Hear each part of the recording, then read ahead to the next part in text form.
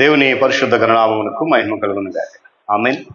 క్రీస్తునందు ప్రియులారా, దేవుడు తన మహాకృపను బట్టి మరలా నూతన ఉదయకాల సమయంలో వేకునటి రీతిగా ఆయన పాద సముఖంలో నిలబడే చక్కటి ధన్యత మనకి ఇచ్చాడు కదా. అందుని బట్టి ఆయన ఉన్నత పరిశుద్ధ నామమునకు మహిమ కలుగును గాక.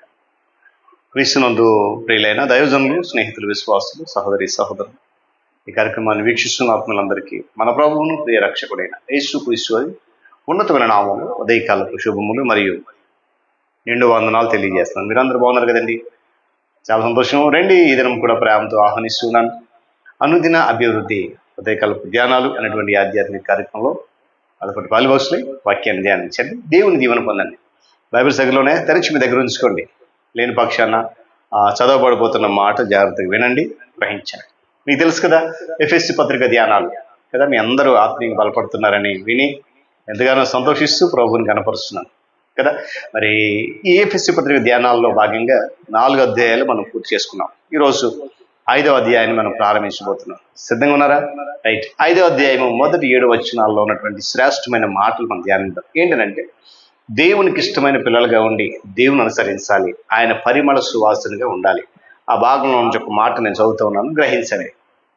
కావున మీరు ప్రియులైన పిల్లల వలె దేవుని పోలి నడుచుకునడి. దేవుడు తన పరిశుద్ధ లేఖన మాటను మన కొరకు దీవించును గాక. ప్రార్థన చేసుకుందాం. మనోహరుడును మహాగుణుడును సర్వాధిపతి సర్వశక్తిమంతుడైన తండ్రి, నీకు వందనాలు.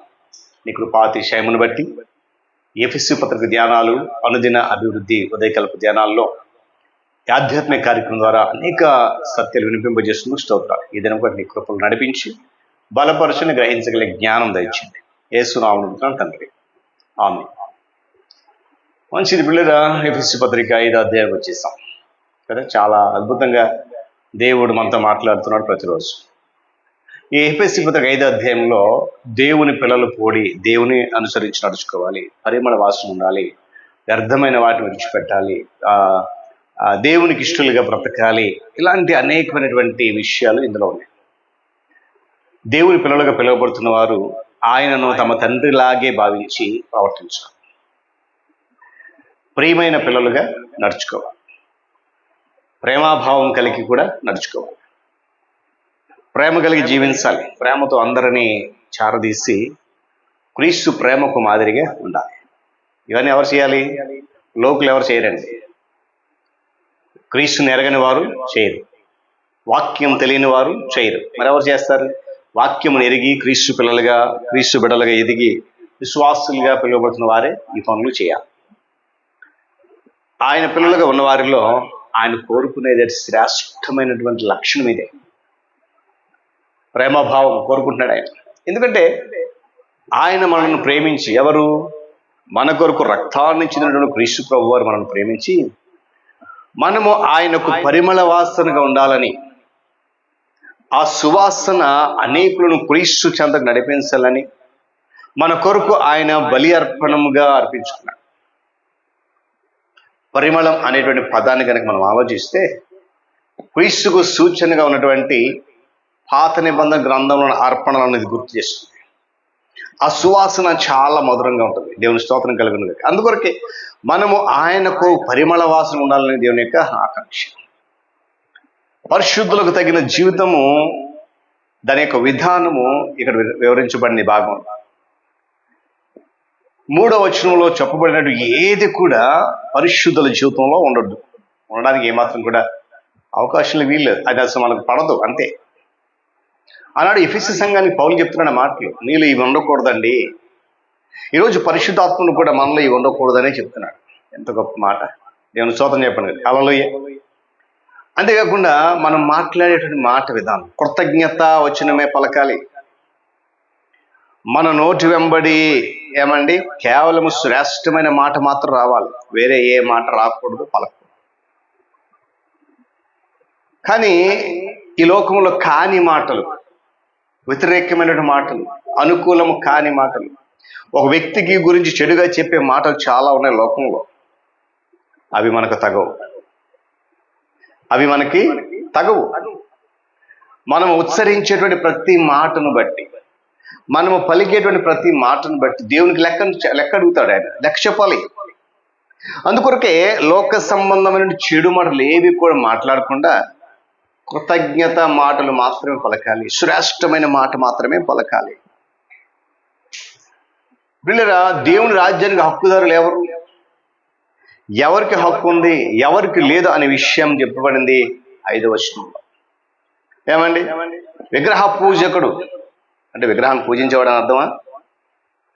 అత్యాశపరుడు విగ్రహాలను పూజించేవారు వంటి వాడే. ఎందుకంటే సరిగ్గా చూస్తే దేనిపై అతనికి అత్యాశ ఉందో దానిని అతడు లేదా ఆమె లేదా వారు పూజిస్తున్నారు అనమాట. దేని కొరకైతే అత్యాశ పడుతున్న దాన్ని పూజిస్తున్నారు అంటే వారి హృదయంలో ఆ విగ్రహం ఉంది. అలాంటి వారు దేవుని రాజ్యానికి వారసులు కాలేరనే విషయాన్ని మనం గమనించాం. ఈరోజు దేవునికి వ్యతిరేకమైనటువంటి వాటి విషయంలో అత్యాశపరుడుగా ఉన్నావేమో.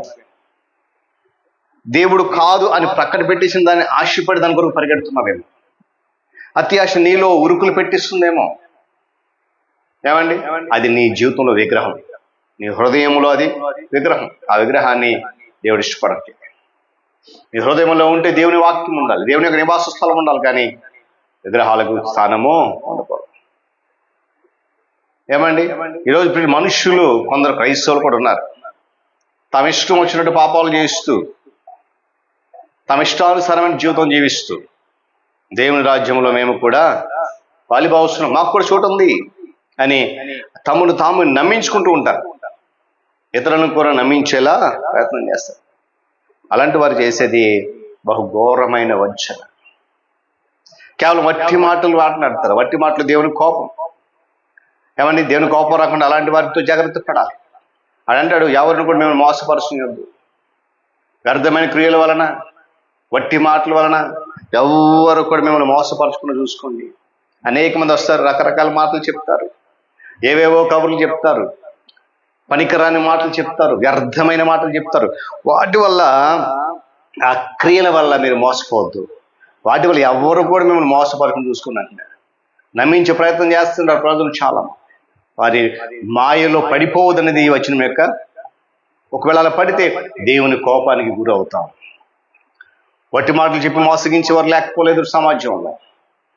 లోకంలో అలాంటి వారితో జాగ్రత్తగా ఉండాలని చెప్పి ఈ హెచ్చరిక. కారణం ఏంటో తెలుసా? ఆ మాటలు విని నమ్మినట్లయితే దేవుని ఉగ్రతకు గురైపోతాం, దేవుని కోపానికి బానిసలం అయిపోతాం. కాబట్టి ఇలా అవిధేయులం కాకుండా, వ్యర్థమైన వాటిని కాకుండా, దేవుని పోలి నడుచుకుంటూ, దేవుని అనుసరిస్తూ ఆయనకి ఇష్టమైనటువంటి పరిమళ వాసన ఉండగా ఇష్టపడదాం.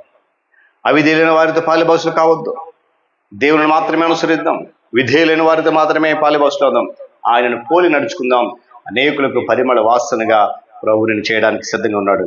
అట్టి వాసనగా పరిమళ వాసన చేయబడడానికి నువ్వు సిద్ధపడితే పరిశుద్ధాత్మ దేవుడు నడిపించడానికి సిద్ధంగా ఉన్నాడు. అట్టి ధన్యతలో మనం ముందుకు కొనసాగు. దేవుడి మాటలు మన కొరకు దీవించునుగా. ప్రార్థన. మహోన్నతుడ, మీకు వందనాలు. తిరిగి నా తండ్రి, మరొక నూతన ఉదయకాల సమయంలో విలువైన మాటలు విన్నాం. నేను అనుసరించాలి, క్రీస్తును పోలి నడుచుకోవాలి, పరిమళ వాసనగా ఉండాలి, వ్యర్థమైన మాటలు విడిచిపెట్టాలి, విగ్రహాలను విడిచిపెట్టాలి, ఆయన ఇదిగో అత్యాశను విడిచిపెట్టాలి, ఎవరు కూడా మోసగానికి చూసుకోవాలి. అనేక పదాలు, అనేక మాటలు, ఈ వచనాలు మనం ధ్యానం చేశాం. కేవలం నేను అనుసరించిన ద్వారా మాత్రం ఇవన్నీ మాలను తొలగిపోతాయి. నిన్ను అనుసరిస్తూ ఉండడం వల్ల లోక సంబంధం ఏవి కూడా మా హృదయాలకు రావు. అందుని బట్టి నీకు స్తుతులు చెల్లిస్తూ ఈ వాక్యం ఎత్తబడింది. విత్తనాలు మంచి నెలలో పడి నిరంతరం ఫలించిన విత్తనాలు అనేక హృదయాలు ఫలింపొచ్చాయి. ఘనత మహిమ మీరే పొందాం. యేసు నామమున అడుగుతున్నాం తండ్రి, ఆమేన్. త్రియేక దేవుని దీవెన, ఆయన సన్నిధి కాపుదల సదాకాలం మనందరికీ తోడని నడిపించును గాక. ఆమేన్.